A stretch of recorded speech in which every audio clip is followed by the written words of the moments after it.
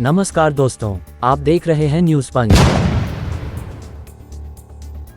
नमस्कार दोस्तों, अभी तक की टॉप न्यूज़। वर्तमान सरकार के 4 साल पूरे होने के एक दिन पूर्व पत्रकारों से संवाद करते हुए झारखंड के मुख्यमंत्री हेमंत सोरेन। आइए सुनते हैं उन्होंने क्या कहा। 29 दिसंबर सरकार के 4 साल पूरे होने को है और इस संदर्भ में आप भी जानना चाहते हैं, राज्य भी जानना चाहता है कि सरकार ने ये 4 साल कैसे कार्य किया। तो इस संदर्भ में लगभग चीज़ों के गवाह आप रहे हैं समय पर समय। लेकिन मैं यही कहना चाहूँगा कि सरकार तो ज़रूर हम लोगों ने बनाई, लेकिन मुझे लगता है जिस तरीके से सरकार को हम लोगों ने और इस राज्य को दिशा देने का पूरा एड़ी चोटी किया, वो किसी से छुपा नहीं है। सरकार ठीक से बनी भी नहीं थी, कोरोना महामारी आया, कोविड आया, लॉकडाउन हुआ और चूँकि झारखंड देश का सबसे पिछड़ा राज्य है, यहाँ किसान, मजदूर तबके के लोग, गरीब, पिछड़े, आदिवासी, दलित, पिछड़ा बहुल राज्य है। ऐसी आपदाएं इनके लिए एक अभिशाप के बराबर होता है। और आपने देखा कि इस वैश्विक महामारी में और राज्यों के अनुपात में हमारे राज्य में जो अफरा तफरी और जो एक भयावह स्थिति होने की एक शंका थी, उसको हम लोगों ने पूरे डट कर मुकाबला किया और काफ़ी शांतिपूर्वक हम लोगों ने उस वैश्विक महामारी का भी सामना किया। और खुशी इस बात की कि इस राज्य के गरीब, असहाय, मजदूर लोगों को भी हम लोगों ने इस वैश्विक महामारी में कुछ नहीं होने दिया, बल्कि इस चुनौती में हमारे 2 मंत्री भी शहीद हो गए। फिर जब कोविड का बादल छटने लगा, तो जैसे कि हम लोगों ने वादों के अनुरूप कि ये झारखंडियों की सरकार है और हम लोगों ने राज्य के हर वर्ग, हर समाज को लेकर आगे बढ़ने का काम प्रारंभ किया। एक बहुत महत्वाकांक्षी योजना सरकार की रही, आपकी योजना, आपकी सरकार, आपके द्वार कार्यक्रम के माध्यम से हम लोगों ने 2021 से राज्य के अंतिम व्यक्ति तक पहुंचने का प्रयास किया और कल ही इसकी अंतिम 2023 का पड़ाव भी खत्म होगा। देश का सबसे पिछड़ा राज्य होने के वजह से राज्य में गरीबी, पिछड़ापन, शैक्षणिक, आर्थिक, सामाजिक जो विषमताएं थी, उसको हम लोगों ने कम करने का पुरजोर कोशिश किया। आम लोगों के साथ साथ राजकर्मियों को भी संवेदनशील हम लोगों ने बनाने का प्रयास किया।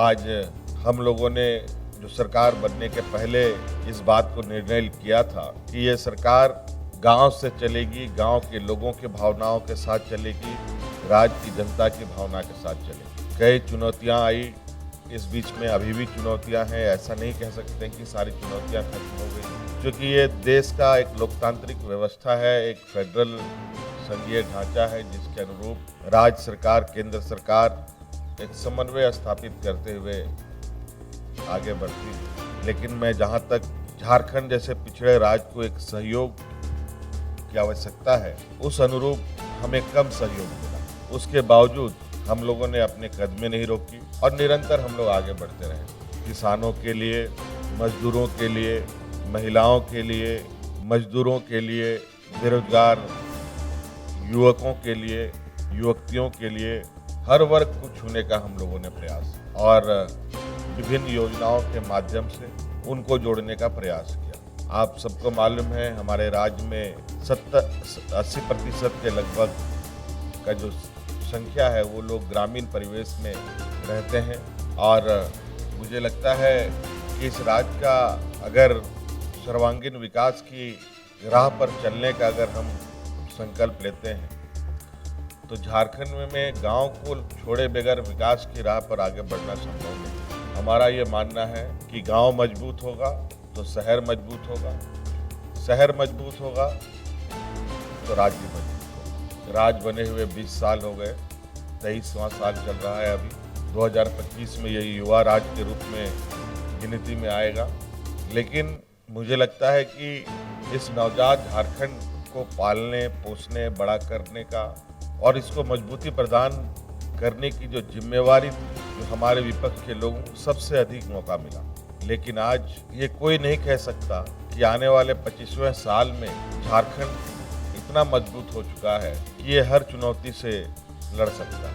आज इस झारखंड की आत्मा को, इस झारखंड के जड़ को हम लोग निरंतर प्रयासरत हैं कि जो इसमें कमियां थी या कमजोरियां थी उसको खत्म किया जाए और आगे बढ़ाया जाए। हम लोगों ने सरकार के अंग के रूप में कार्य कर रहे कर्मचारियों को भी, चाहे वो पुलिसकर्मी हो, शिक्षक हो, अनुबंध कर्मी हो, सभी को साथ में लेकर बढ़ने का काम किया है, सबके साथ मिलकर काम किया।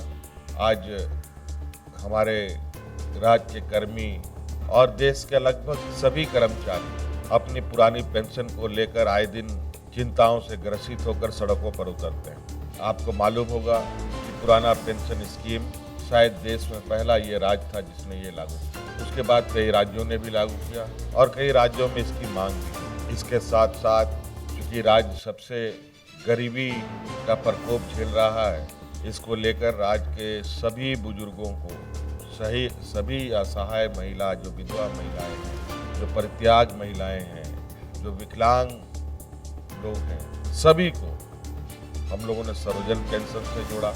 मुझे लगता है कि इस राज्य की जो पहली प्राथमिकता होनी चाहिए थी वो सामाजिक सुरक्षा पर थी, तो उसको भी हम लोगों ने बल दिया।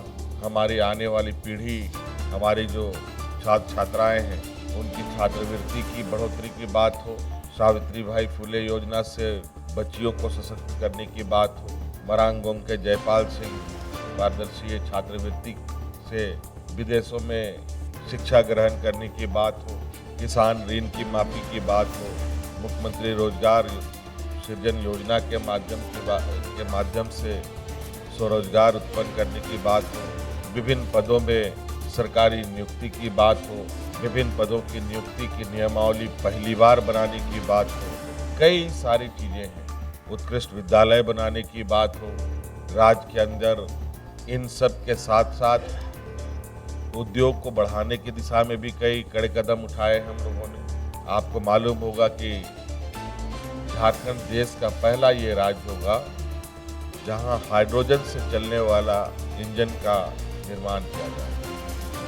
इसका इकरारनामा हम लोगों ने टाटा कंपनीज के साथ किया है। कई उद्योग का एक्सपेंशन भी हम लोगों ने करने का काम किया और कई सारी चीज़ें हैं जो पाइपलाइन में है, जो बहुत जल्द आपको दिखेगा। रांची जैसे शहर में चारों तरफ फ्लाईओवर का आप जाल देखें, जिस तरीके से आज ट्रैफिक जाम में हम आप सब फंसते हैं, इसको निजात दिलाने के लिए हम लोगों ने बड़े पैमाने पर काम शुरू कर दिया है। तो कई ऐसी चीज़ें हैं, तो मुझे लगता है कि मोटा मोटी कुछ बातें हैं जो हमने कह दिया है। बाकी इन्हीं में से कुछ और भी सवाल आएंगे, उसमें जुड़ जाएंगे हमारी बातें। सर धन्यवाद।